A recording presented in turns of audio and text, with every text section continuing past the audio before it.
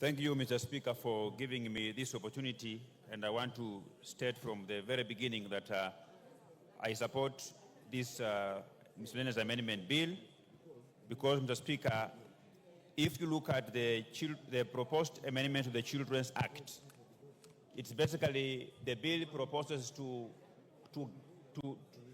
enable the courts so they can be able to allow an application by a man to adopt a child. You understand, Mr. Speaker, that in this country there are very many men who are single-handedly taking care of their families, and they should be allowed to adopt a child, Honorable Speaker. With regard to the Copyright Act, Honorable Speaker, it is important that there are very many artists or content creators in this country.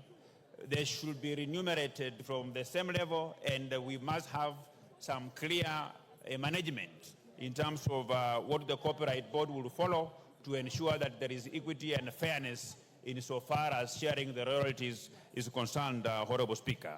And also, the amendments number 1 of 2015 to the Scrap Metal Act of 2015, Honorable Speaker, it is a very good amendment because it's going to protect the very critical infrastructure in the energy sector in this country that have been suffering from people who vandalize, who steal transformers, who steal cables, so that for you to deal with copper and aluminum, you must have a special license, which I am sure it will undergo some type of vetting, so that a firm, before a firm is given a license to begin to deal in scrap copper and aluminum, they must demonstrate where they are getting those copper from, not to be the ones that are vandalizing the copper in this country, Honorable Speaker.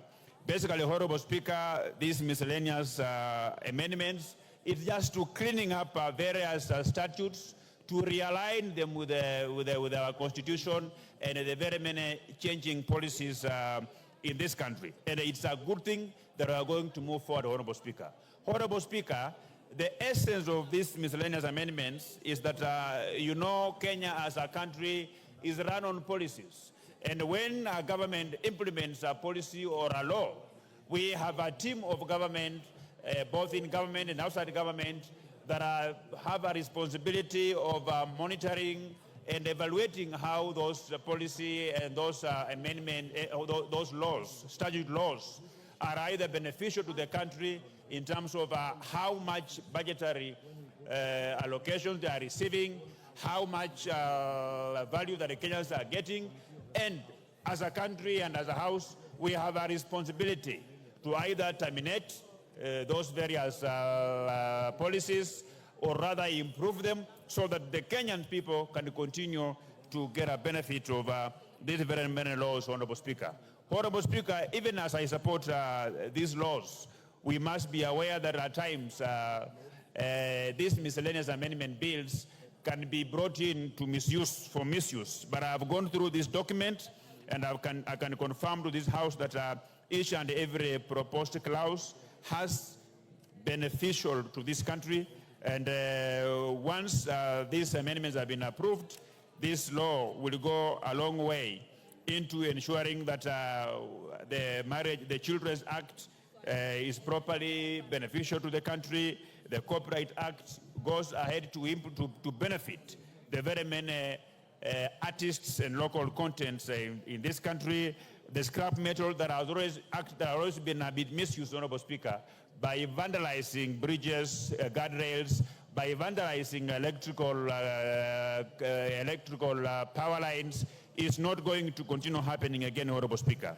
So I will support even the Fisheries Management and Development Act is also going to ensure that the fishing, that is one of the key economic activities for majority of Kenyans, benefits people who engages in that trade, Honorable Speaker. And for that very many remarks, Honorable Speaker, I want to unequivocally support this statute law, miscellaneous amendment bill of 2023. I support, Honorable Speaker. Samuel Atandi. Are you queuing for this? And this is what I keep on telling you members. Honorable Speaker, I'm waiting to talk on equalization. Pardon? I'm waiting to comment on the equalization bill. On the Equalization appropriations bill. Kibet Komingoi. Absent. Moses Kirima.